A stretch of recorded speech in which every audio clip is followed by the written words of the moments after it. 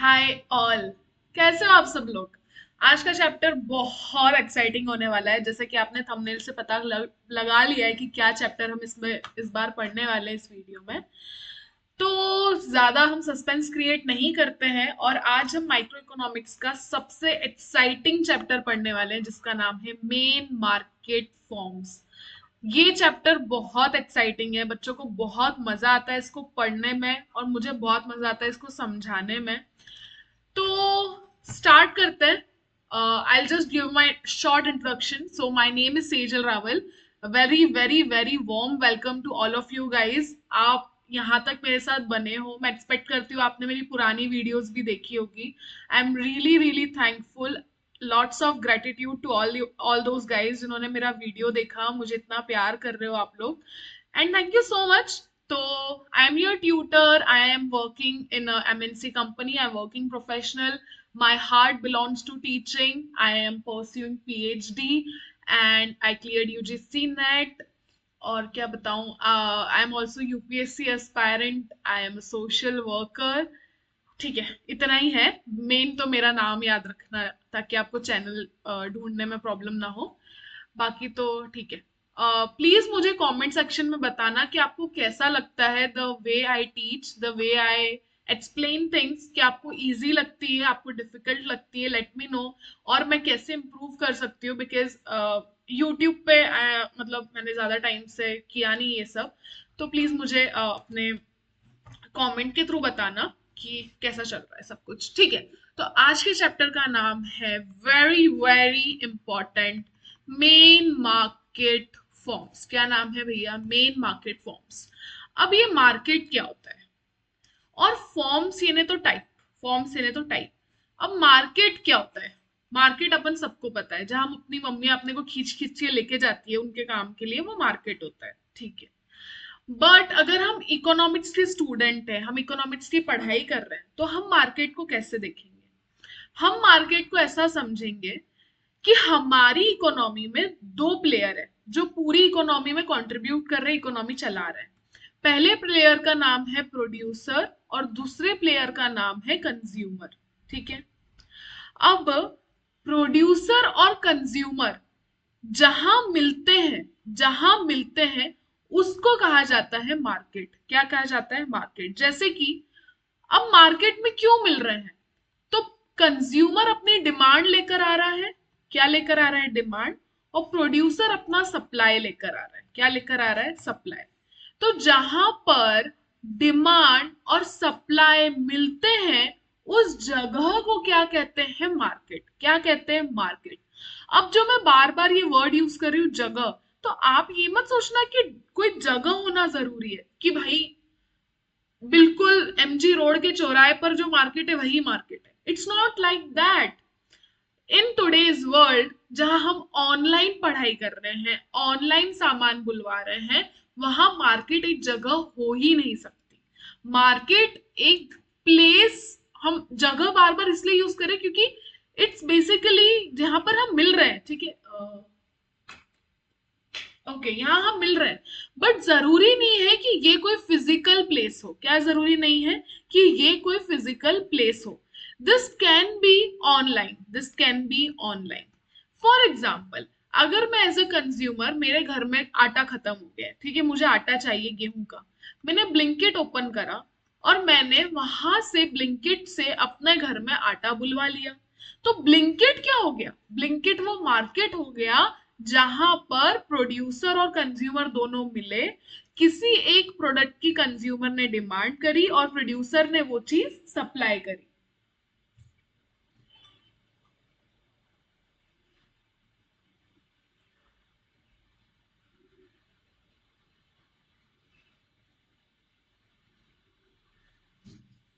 Okay, ठीक है, तो उसको क्या बोलते हैं? मार्केट। तो सबसे पहली बात तो ये है कि market is not a physical concept, is not a physical concept, and market is a place where market एक ऐसी जगह है जहां पे बायर और सेलर मिलते हैं टू डिसाइड। अब क्यों मिल रहे हैं?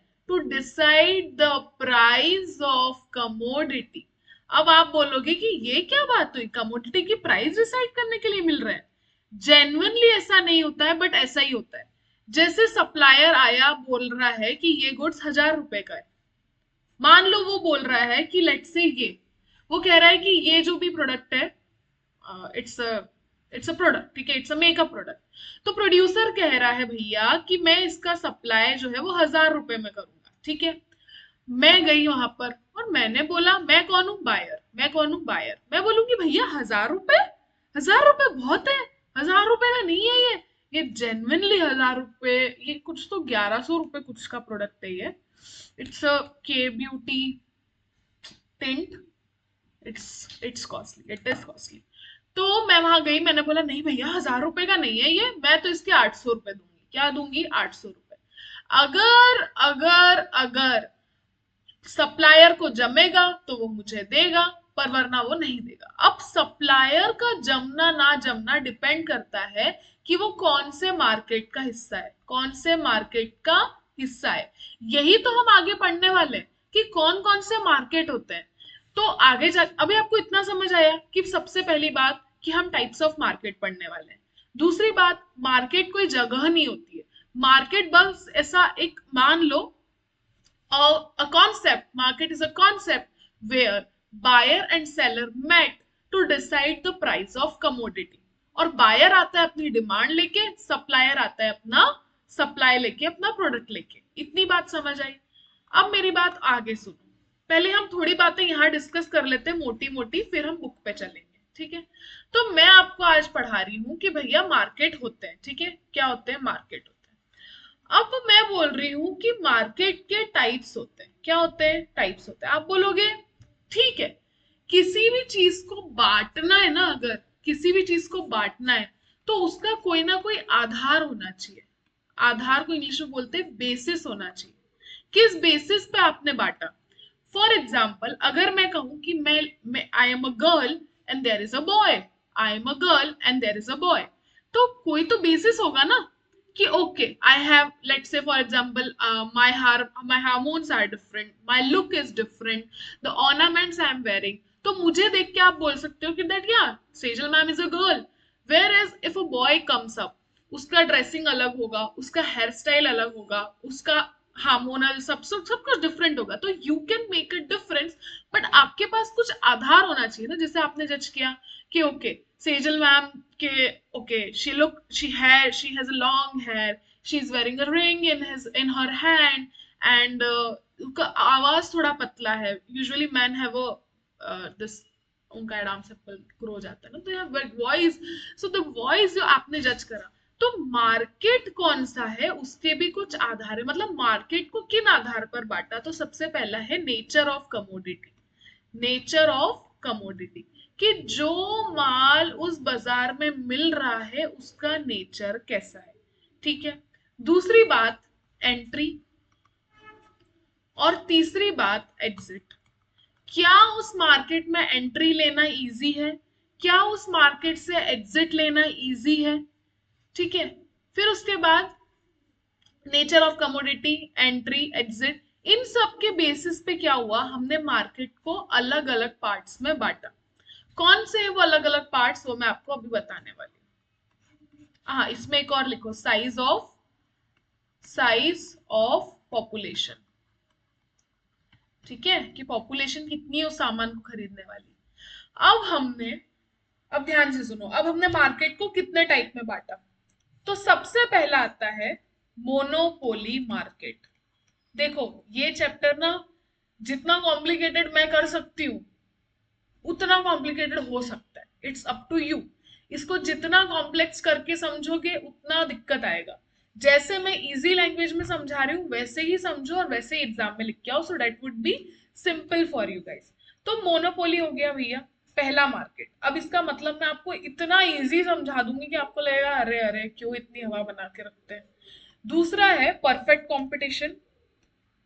क्या है, परफेक्ट कंपटीशन, ठीक है। तीसरा है इम्परफेक्ट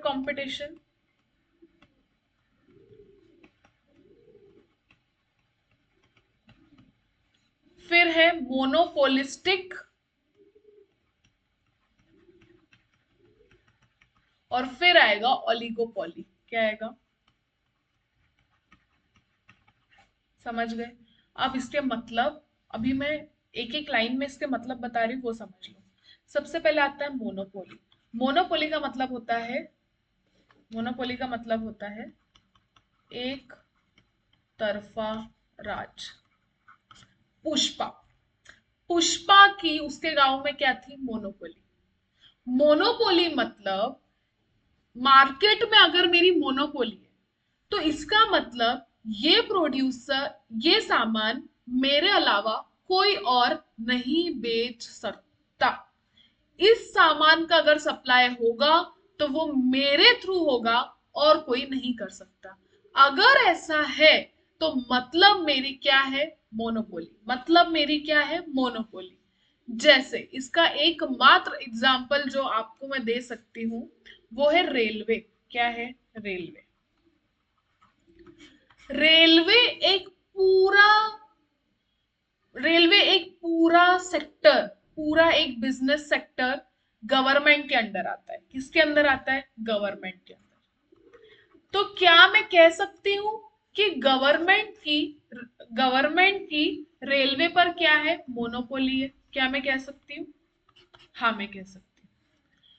अब आता है दूसरा, परफेक्ट कंपटीशन। क्या आता है? Perfect competition. इसको ध्यान से समझना। परफेक्ट कंपटीशन का क्या मतलब होता है? इसके पहले चलो ये समझ लो। मोनोपोली आपने समझ लिया। अब मोनोपोली की सबसे सबसे इंपॉर्टेंट बात क्या है? सबसे इंपॉर्टेंट बात है मोनोपोली की large amount of buyer and single seller. क्या है यहाँ पे? Single seller. सेलर कितना है भैया? एक ही है। और बायर कितने? बहुत सारे। Large amount of buyer. अब हम आते हैं, पहले ये समझो मोनोपोलिस्टिक। मोनोपोलिस्टिक में क्या होता है? Large amount of buyer and large amount of seller. इसका परफेक्ट एग्जाम्पल है सोप। जो हम साबुन यूज करते हैं ना, नहाते हैं ना, मैं जलता तेरे डव के साबुन से, वो वाला। अब मार्केट में कितने सारे साबुन आते हैं, जैसे डव का साबुन है, पियर्स का साबुन है, पतंजलि का साबुन है, लक्स का साबुन है, ईटीसी। तो इतने सारे क्या है? साबुन के सप्लायर है। और बिल्कुल बायर भी कितने सारे हैं? बायर भी बहुत सारे। जैसे कि there are lot of buyer and lot of seller. तो हम उस मार्केट को क्या बोलेंगे? मोनोपोलिस्टिक। क्या बोलेंगे? मोनोपोलिस्टिक। अब हम आते हैं ओलिगोपोली पे। ओलिगोपोली, ओली मतलब होता है फ्यू। ओली मतलब क्या होता है? फ्यू। और पॉली मतलब होता है सेलर। क्या होता है? सेलर। जब मैंने सिंगल की बात करी, सिंगल सेलर की बात करी, तब मैंने मोनोपोली की बात करी। जब मैं फ्यू की बात करती हूँ, फ्यू फ्यू मतलब एक या दो से ज्यादा, उसको बोलते हैं फ्यू। मोनोपोली, डिओपोली। मोनोपोली मतलब सिंगल, डिओपोली मतलब दो, और ओलिगोपोली तो ओली मतलब फ्यू। फ्यू का क्या मतलब है? फ्यू मतलब दो से ज्यादा और पांच छह से कम, उसको बोलते हैं फ्यू। तो there is a few seller, तो हम इसको क्या बोलेंगे? Oligopoly market. इसका बेस्ट एग्जांपल जो सब लोग देते हैं वो है आपका ओपेक कंट्रीज। ओपेक कंट्री जिनके यहाँ पे तेल है ना, वो फ्यू है। जैसे ईरान है, इराक है, इन सब की क्या है? They all are oligopoly. इनकी मोनोपोली नहीं है। कोई ऐसा नहीं कि तेल खाली एक ही जगह मिल रहा है, बट कुछ ही जगह मिल रहा है, सब जगह नहीं मिल रहा है, कुछ ही जगह मिल रहा है। तो उसको क्या कहेंगे हम? ओलिगोपोली। अब परफेक्ट कंपटीशन और इम्परफेक्ट कंपटीशन मैं आपको डिटेल में पढ़ाऊंगी, पर मैं चाहती हूँ उससे पहले आप इतना बुक से पढ़ो। चलो आते हैं हम हमारे पीडीएफ पे, देखते हैं कैसे क्या चल रहा है, कितना आपको समझ आया है। ठीक है, ओके। हमारे चैप्टर का नाम है मेन मार्केट फॉर्म, मतलब मार्केट के कितने फॉर्म्स होते हैं। ओके, तो सबसे पहले हमको समझना पड़ेगा कि मार्केट क्या होता है। तो मार्केट के अंदर दो कंपोनेंट्स होते हैं जो मार्केट बनाते हैं। कौन से हैं वो दो components? Market refers to a region. Region मतलब मैंने अभी बोला एमजी रोड पे जो सब्जी मंडी लग रही है वही मार्केट नहीं है। तो आप ये मत समझना कि market has to be a place, it is not, it is a concept. मैं अगर ब्लिंकिट से कुछ ऑर्डर कर रही हूँ तो वो भी तो मार्केट है ना भाई, ठीक है।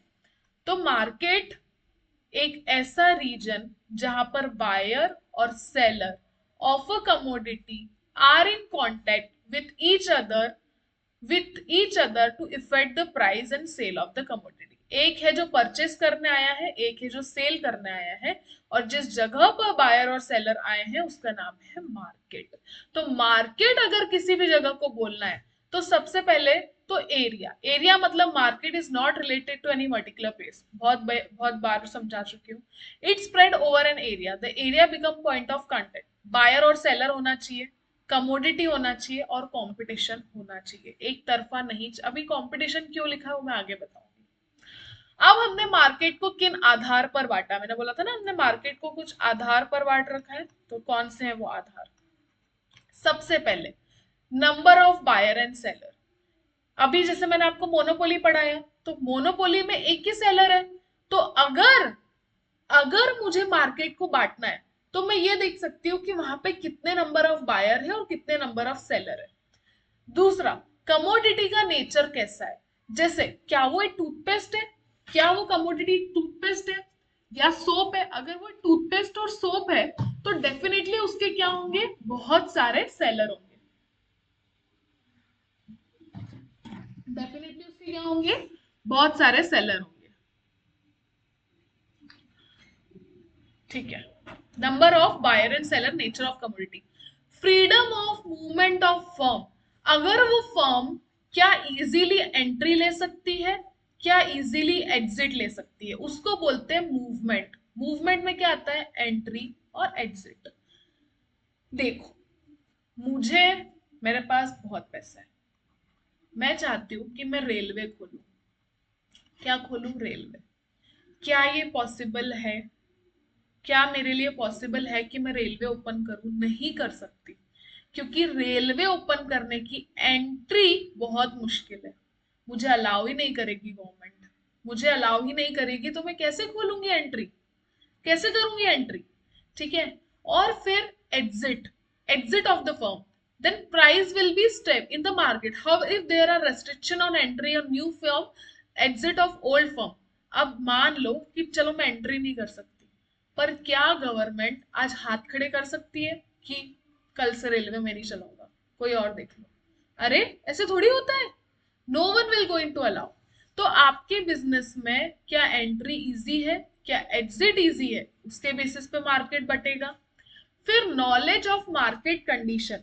नॉलेज मतलब कि आप जो माल बेच रहे हो उसका बायर और सेलर को क्या नॉलेज है, परफेक्ट नॉलेज है मार्केट कंडीशन का या इम्परफेक्ट नॉलेज है?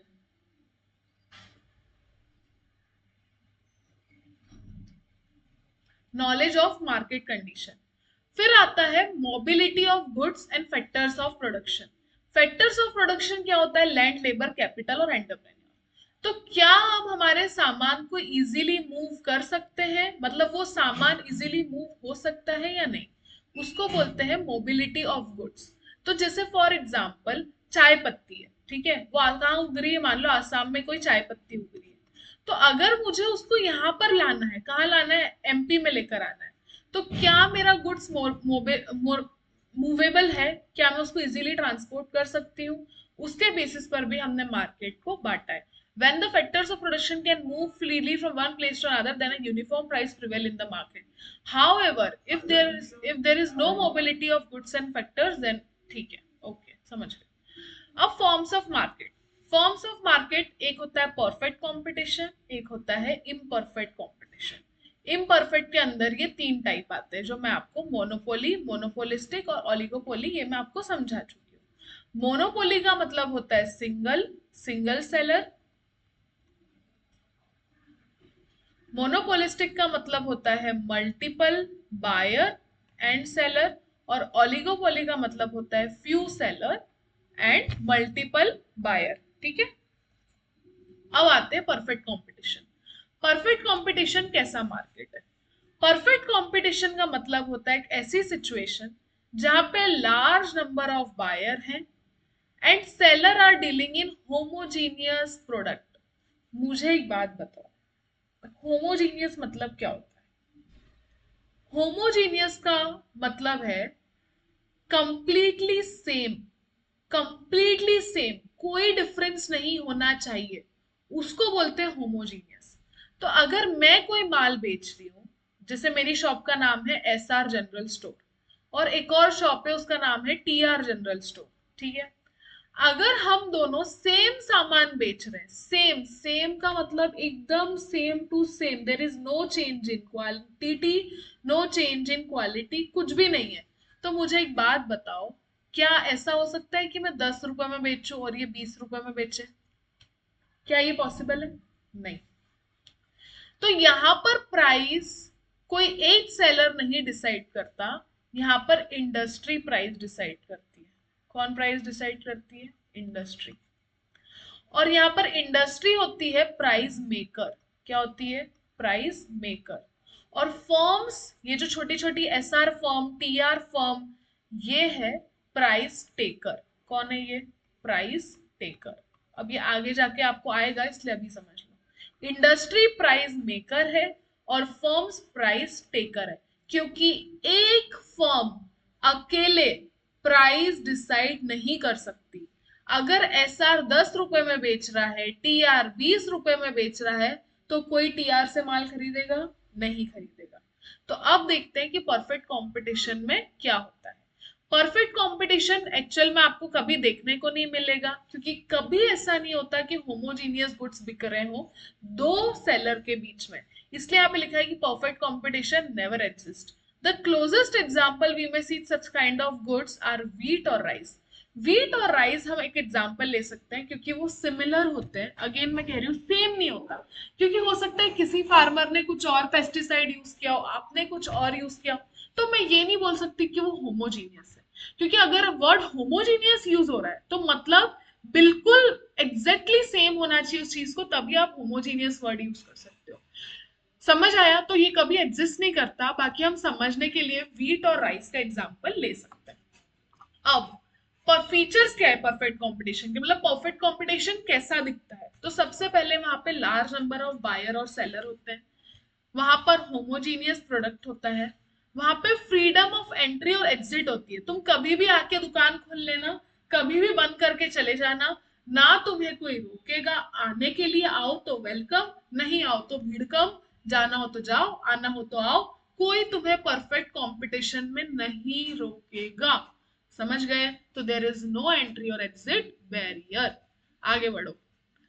Perfect knowledge. अब मेरे को एक बात बताओ, सब लोग एक ही जैसा सामान बेच रहे हैं तो there will be a perfect knowledge. Perfect knowledge होगा खरीदने वाले को भी और बेचने वाले को भी। जैसे SR 10 रुपए में बेच रहा है, TR 20 रुपए में बेच रहा है, और अगर मैं खरीदने गई तो क्या मेरे को नॉलेज नहीं है क्या? मुझे परफेक्ट नॉलेज है, क्योंकि सामान सब दूर एक सरी का मिल रहा है, कोई मेरे को नहीं लूट सकता। TR वाला बोलेगा अरे मैडम मेरा अलग है, मतलब वही चुप रहे, हमको बताया तेरा कितना अलग है। मेरे किचन में कबूतर है, ऐसा मुझे लग रहा है, because I kept my window open. ठीक है, let them enjoy. Okay, perfect mobility of factors of production. अब मुझे एक बात बताओ, यहाँ पर यहाँ का लैंड, यहाँ का लेबर, यहाँ का कैपिटल, यहाँ का एंटरप्रेन्योर, अगर यहीं पर कुछ स्पेशल चीज बना रहा है, अगर यहीं पे कुछ स्पेशल चीज बना रहा है और फिर उसको बाहर बेच रहा है, तो ऑब्वियसली वो महंगे में बाहर बेचेगा और यहाँ पर सस्ते में बेचेगा। पर अगर यही लैंड लेबर कैपिटल एंटरप्रेन्योर यहाँ पर भी है, यहाँ पर भी है, यहाँ पर भी है, यहाँ पर भी है, तो रीजनल डिफरेंस देखने मिलेगा क्या? जैसे एक एग्जांपल देती हूँ, जो कश्मीर की केसर है, कश्मीर की केसर, वो आपको सिर्फ कश्मीर में मिलेगी। जो गोवा के काजू है वो आपको सिर्फ गोवा में मिलेंगे। क्यों? क्योंकि वहां के फैक्टर ऑफ प्रोडक्शन अलग है और वहां के स्पेशल है, वो वहां का स्पेशल है। तो वो अगर हमारे यहाँ आएगा तो महंगा बिकेगा, पर मान लो अगर हम गोवा के फैक्टर ऑफ प्रोडक्शन हमारे यहाँ ले आए और हमारे यहाँ बनाने लग जाए तो हमारे यहाँ भी उतने में बिकेगा। तो फैक्टर ऑफ प्रोडक्शन से प्राइस का फर्क पड़ता है। जैसे कि the factor are free to move to the industry in which they are get the best price, जहां पर उनको एब्सेंस ऑफ ट्रांसपोर्टेशन कॉस्ट। मान लो, अब देखो देखो यहाँ पर ट्रांसपोर्टेशन कॉस्ट नहीं है। हमेशा ये बात ध्यान रखना कि परफेक्ट कंपटीशन में ट्रांसपोर्टेशन कॉस्ट नहीं होती है। क्यों नहीं होती है? क्योंकि देखो अब ये लैंड लेबर कैपिटल यहाँ है, फ्री मूव कर सकता है, यहाँ भी चला गया, यहाँ भी चला गया, यहाँ भी चला गया, सब दूर सामान बन रहा है। अब भैया कोई चीज कश्मीर में भी बन रही है, एमपी में भी बन रही है, नीचे भी साउथ में भी बन रही है, बांग्लादेश में भी बन रही है, सब दूर अगर बन रही है, मुंबई में भी बन रही है, तो क्या ट्रांसपोर्टेशन कॉस्ट लगेगी क्या? क्यों लगेगी यार? मेरे यहाँ माल बन तो रहा है, मैं क्यों लूंगी तुम्हारे यहाँ से? समझ गए? और सेलिंग कॉस्ट भी नहीं होती है। सेलिंग कॉस्ट का मतलब होता है एडवर्टीजमेंट कॉस्ट। एडवर्टीजमेंट, प्रचार। भाई कभी कभी प्रचार नहीं करना पड़ेगा उस सामान का जो सब दूर बन रहा है, सबको पता है क्या है, उसका कभी प्रचार नहीं करना पड़ेगा। प्रचार किसका करना पड़ता है? प्रचार होता है कश्मीर की केसर का, क्योंकि लोगों को नहीं पता कि वो ओरिजिनल कैसी होती है, क्या फेमस है वहां का, तो वो प्रचार करता है। जो सब दूर सब क्या मिल रहा है उसको प्रचार की आवश्यकता नहीं होती है। अब ये लाइन ध्यान से देखना कि यहाँ पर एक इंडिविजुअल फर्म प्राइस टेकर है, यहाँ पे ना लिख लो।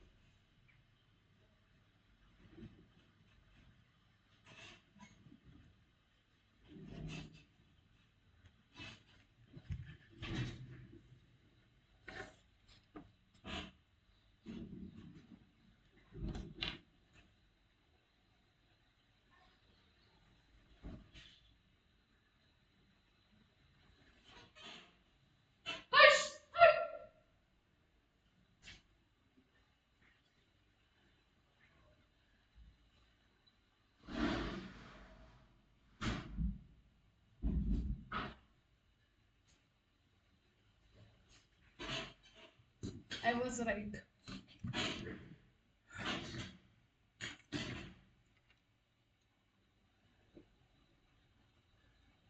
हेलो। कबूतर अपनी बेस्ट कैपेसिटी में एंजॉय कर रहे थे, और जैसे ही मैं गई उन दोनों को रियलाइज हो गया कि कोई आया है और वो बाहर हो गए खिड़की के। Hashtag live. अरे मेरा अभी ओपन क्यों नहीं हो रहा है? हाँ, तो यहाँ पर लिख लो कि जब जब क्या होता है, ओके, जब परफेक्ट कंपटीशन होता है तो फर्म क्या होती है? प्राइस टेकर होती है। और प्राइस डिसाइड कौन करता है? इंडस्ट्री। प्राइस डिसाइड कौन करता है? इंडस्ट्री। समझ गए? चलो, अब यहाँ पर ये ग्राफ देखो, ये ग्राफ देखो। डिमांड डाउनवर्ड स्लोपिंग होती है, सप्लाई अपवर्ड स्लोपिंग होता है, यहाँ पर प्राइस डिसाइड होगी। ये जो पॉइंट है ये प्राइस है। इसको अपन और डिटेल में पढ़ेंगे। अब आते हो मोनोपोली पे। मोनोपोली मतलब क्या? मोनो मतलब सिंगल, मोनो मतलब सिंगल, पॉली मतलब सेलर। सिंगल सेलर, जैसे रेलवे इन इंडिया, ठीक है, सिंगल सेलर होना चाहिए। No close substitute. रेलवे का कोई क्लोज सब्सटीट्यूट है क्या? मत बोलना बस। बस नहीं है क्लोज सब्सटीट्यूट। रेस्ट्रिक्शन और एंट्री एंड एग्जिट, मैं आज चाहूँ कि मुझे रेलवे ओपन करना है, मैं नहीं कर सकती। प्राइस डिस्क्रिमिनेशन, प्राइस डिस्क्रिमिनेशन होता है। क्यों होता है? भैया मेरी मोनोपोली है, मेरा जो मन चाहेगा ना मैं वो प्राइस चार्ज करूंगी। मैंने कल से अगर डिसाइड कर दिया मुंबई में मैंने डिसाइड कर दिया है कि घाट कोपर से अगर दादर जाना है ना तो उसका टिकट 10 रुपए है। ठीक है, जेनवनली 10 रुपए ही है। नॉर्मल वाली लोकल का, एसी का अलग है। अब मैंने डिसाइड कर लिया है कि अगर तुम्हें घाटकोपर से दादर जाना है तो तुम्हें अब 10 रुपए की जगह 30 रुपए देना है। क्या कर लोगे? क्या कर लोगे? कोई सब्स्टिट्यूट है तुम्हारे पास? कोई और ऑप्शन है? क्योंकि घाटकोपर से दादर तो अभी मेट्रो भी नहीं चल रही है, कैसे जाओगे? चल के जाओगे? क्या वो क्लोज सब्स्टिट्यूट है? नहीं। बस से जाओगे? क्या वो क्लोज सब्स्टिट्यूट है? नहीं। तुम्हें जाना ही पड़ेगा रेलवे से। इसलिए जो मोनोपोली है, कभी भी किसी भी चीज की मोनोपोली नहीं होनी चाहिए। जब मोनोपोली होती है ना, तो सेलर अपनी मन मर्जी चलाता है, जो प्राइस अंधाधुंध चाहे वो चार्ज करता है। इसलिए कभी भी किसी देश में किसी भी चीज की मोनोपोली नहीं होनी चाहिए। और मोनोपोली के अंदर वो जो इकलौता बंदा है, वो जो फर्म है, वो ही क्या होगी, प्राइस मेकर। क्या होगी, प्राइस मेकर। क्योंकि भाई इसका तो कोई आगे पीछे है ही नहीं ना इसको बोलने रोकने टोकने वाला। जैसे परफेक्ट कंपटीशन में एसआर और टीआर थे, और भी MR, JR, JR general store, बहुत सारे लोग थे, बहुत सारे सेलर थे। तो एसआर अपनी मनमर्जी चला सकता है क्या? एसआर अगर बोलेगा 50 रुपीज में दूंगा, तो ये बोलेगा भाई 5 रुपए में मैं दे रहा हूँ, होमोजीनियस प्रोडक्ट है, तेरे से कौन खरीदेगा? पर वही मोनोपोली वाला बोलेगा 50 रुपए में दूंगा, तुम्हें लेना ही पड़ेगा, क्योंकि तुम्हारे पास और कोई ऑप्शन नहीं है। समझ गए? अब अब reason of emergence of monopoly. Monopoly क्यों होती है? मोनोपोली इसलिए होती है क्योंकि गवर्नमेंट की लाइसेंसिंग लगती है, कुछ कोई अपना पेटेंट करा लेता है। जैसे कोरोना में एक दवाई जो बनी थी, वो मान लो अगर उन्होंने पेटेंट करा ली होती, तो उस दवाई पे उस कंपनी का क्या हो जाता, मोनोपोली हो जाता। फिर वो उस दवाई की जितनी चाहे उतनी प्राइस चार्ज कर लेते।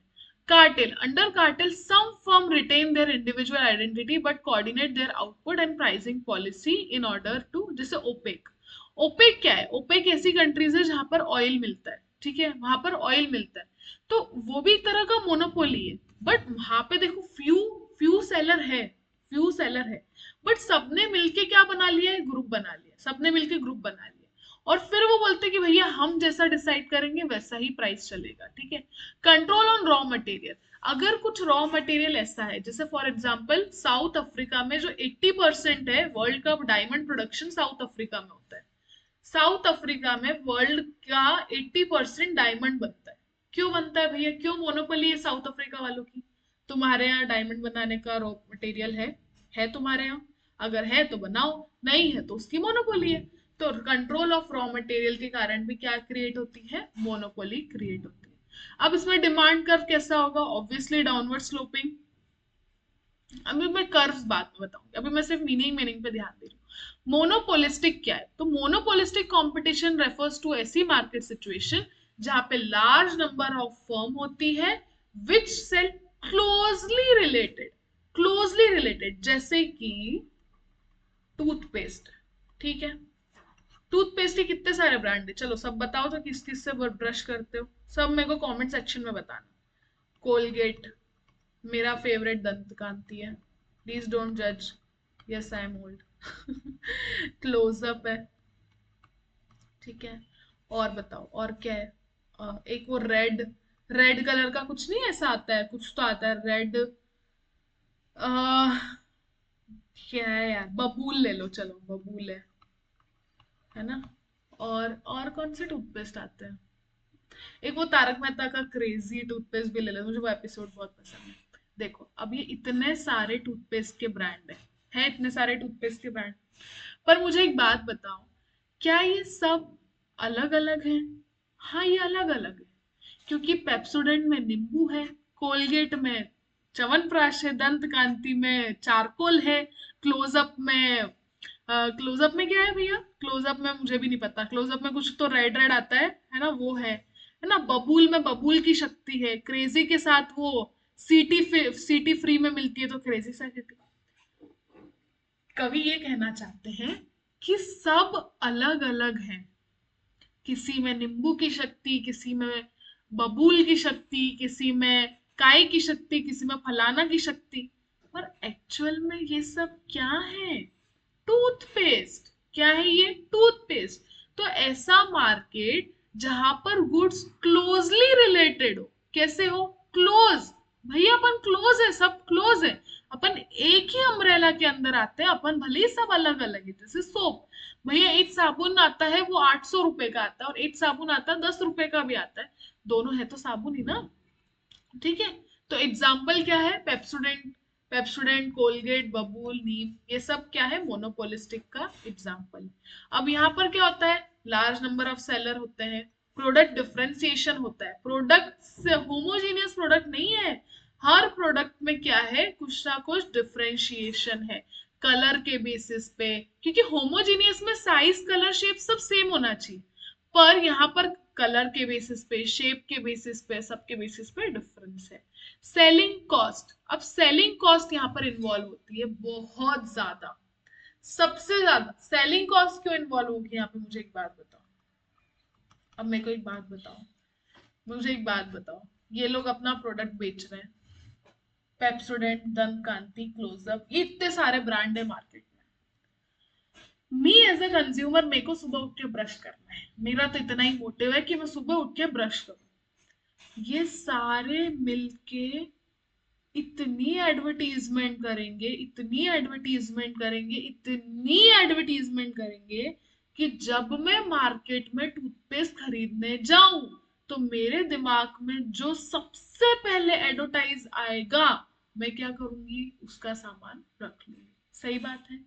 जैसे कोलगेट, कोलगेट की इतनी ऐड आती है, इतनी ऐड आती है कि जब मैं मार्केट में टूथपेस्ट लेने जाती हूँ, भैया बोलते हैं कौन सा दूं, मैं बोलती हूँ कोलगेट दे दो।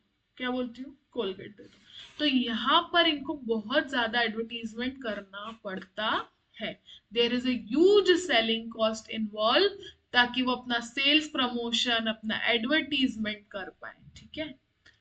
अब freedom of entry and exit है भैया, जिसको जब आना है आओ, जिसको जब जाना है जाओ। लैक ऑफ परफेक्ट नॉलेज, ये बहुत अच्छा पॉइंट है, पता है, क्योंकि इतनी सारी कंपनीज है ना, और एक ही चीज को बेच रही है, तो हमको एज अ कंज्यूमर नहीं पता पड़ता है भाई कि कौन सा बढ़िया है। मुझे नहीं पता। जैसे फॉर एग्जाम्पल है, अभी आजकल स्किन केयर का बहुत चल रहा है, ठीक है, तो मार्केट में सनस्क्रीन आ रहा है, ठीक है, बहुत। अब मुझे एक बात बताओ, डॉटेन की भी सनस्क्रीन बना रही है, मिनिमलिस्ट भी बना रही है, लैक्मे भी बना रही है, गार्नियर भी बना रही है, सब लोग सनस्क्रीन बना रहे हैं। कोई बोलता है हमारा PF plus plus plus plus है, कोई बोलता है हमारा इतना है, हमारा मी एज अ कंज्यूमर, क्या मेरे पास परफेक्ट नॉलेज है कि कौन वाकई में बेच रहा है? नहीं है। तो इस केस में कौन गुमराह होता है, बायर गुमराह होता है। तो यहाँ पर बायर और सेलर को परफेक्ट नॉलेज ना होने के कारण बहुत ज्यादा सेलिंग कॉस्ट होती है। फिर मैं देखती हूँ भैया जो सबसे ज्यादा एडवर्टीजमेंट कर रहा है, मैं उसका खरीद लेती हूँ। जो इन्फ्लुएंसर मेरे को सबसे ज्यादा डॉट इन की दिखा रही है, तो मैं बाजार जाके मैं बोलती हूँ सनस्क्रीन दो, वो बोलते हैं कौन सा दूं, मैं बोलती हूँ डॉट इन का दे दो, अभी मैंने उसका रील देखा। ठीक है। प्राइसिंग डिसीजन, अब यहाँ पर फॉर्म जो है ना, वो ना तो प्राइस टेकर है ना प्राइस मेकर है। यहाँ पर हर फॉर्म अपना प्राइस खुद डिसाइड करती है। जैसे डॉट एंड की का सनस्क्रीन 600 में आता है, गार्नियर का शायद 200 में आता है, या कोई सस्ता सा लेने जाओगे सनब्लॉक वगैरह का तो 150 में भी आ जाएगा।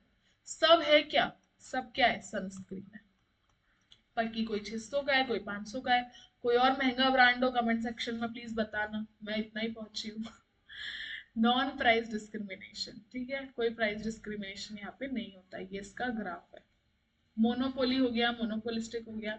एक लास्ट देख लो, ओलिगोपोली। ओलिगोपोली मतलब होता है फ्यू, ऐसा मार्केट जहाँ पे फ्यू सेलर है, जैसा ऑटोमोबाइल इंडस्ट्री, वो ओलिगोपोली का एग्जाम्पल है।